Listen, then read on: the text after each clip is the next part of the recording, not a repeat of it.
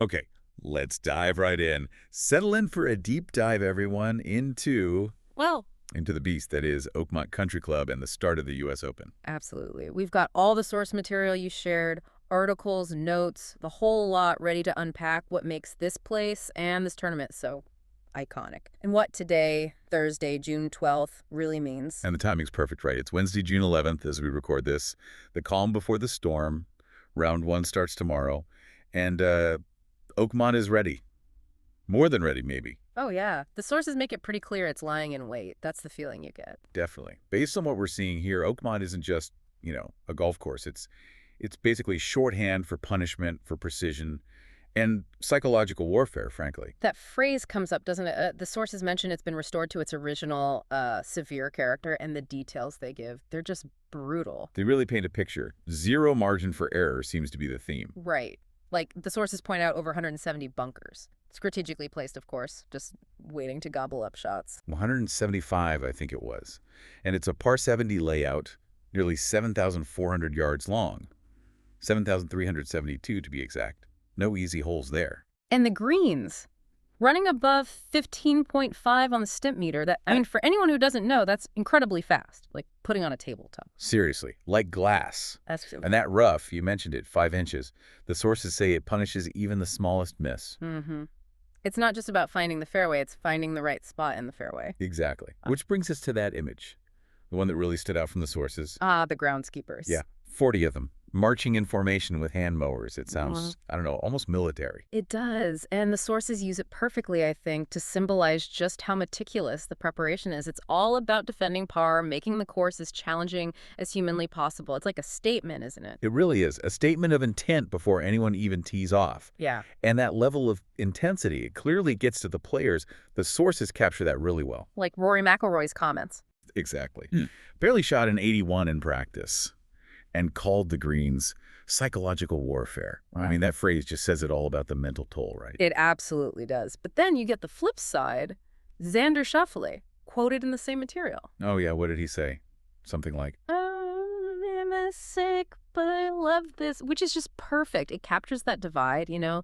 Oakmont either crushes your spirit or you find a way to embrace the fight.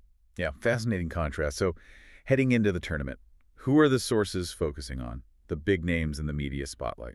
Well, primarily 3, according to the material. You've got world number 1, Scottie Scheffler, obviously. He's the clear favorite, right? 3 wins in his last 6 starts. Just incredible form. Hard to bet against him. Who else? Defending champion Bryson DeChambeau, always interesting to watch how his game fits a course like this. And Rory McIlroy, of course, after that quote. And, always searching for that next major win. Makes sense.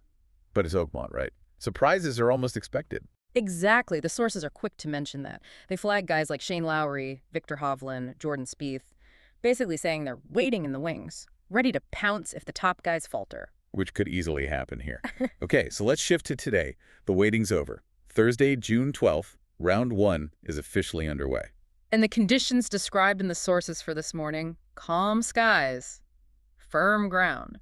It almost sounds nice, doesn't it? It does, but it actually makes the challenge sharper, right? No wind or rain to blame. It's just you versus Oakmont. Precisely. Players are facing those narrow landing zones, trying to dodge those 175 bunkers, dealing with that penal rough, and somehow, managing those super slick greens. It's an immediate, brutal test. From the very first shot, the sources even give us the logistics. Gates open super early, 6 a.m. local time.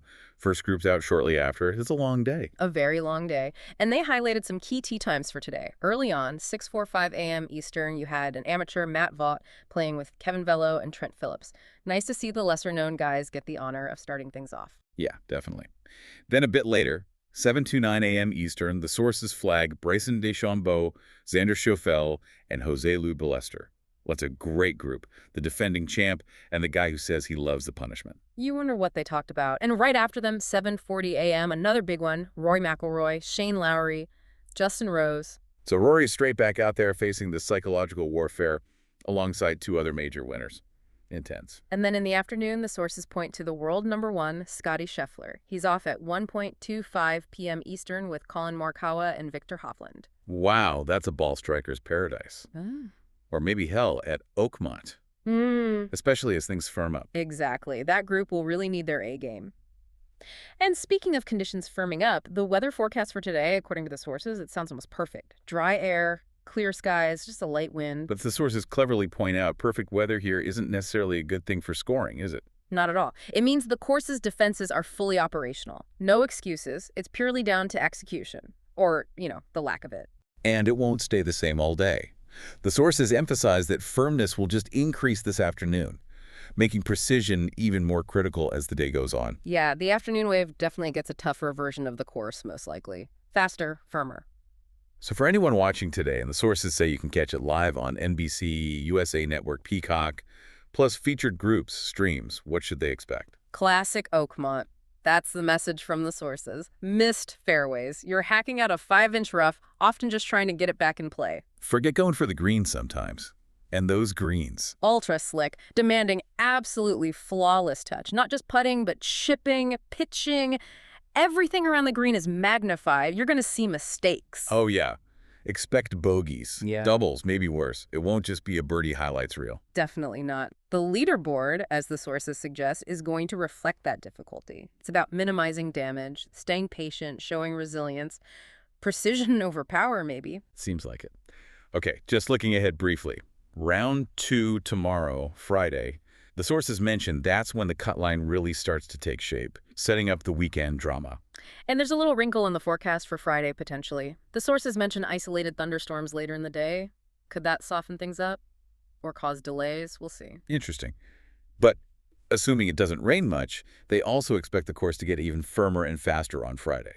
So, potentially even tougher, if that's possible. Right. So here we are. The 125th U.S. Open is on. Oakmont is doing what Oakmont does, exposing everything just like the sources said it would. It's more than just golf, isn't it? The sources frame it perfectly. An examination of mind, an examination of method. Yeah. Today, June 12th, isn't just round 1. It's the start of this journey towards survival, finding some clarity in the chaos, and ultimately showing that precision under the most intense pressure. The test has absolutely begun. And that kind of wraps up our deep dive into the sources setting the stage for Oakmont. It does. And thinking about that description from the sources, psychological warfare, examination of mind and method, here's something for you, the listener, to mull over as you watch this unfold.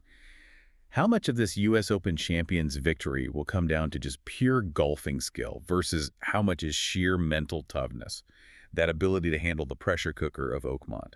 It's a great question. What do you think? What really stands out from everything we've unpacked about Oakmont and the start of this championship? Something to ponder.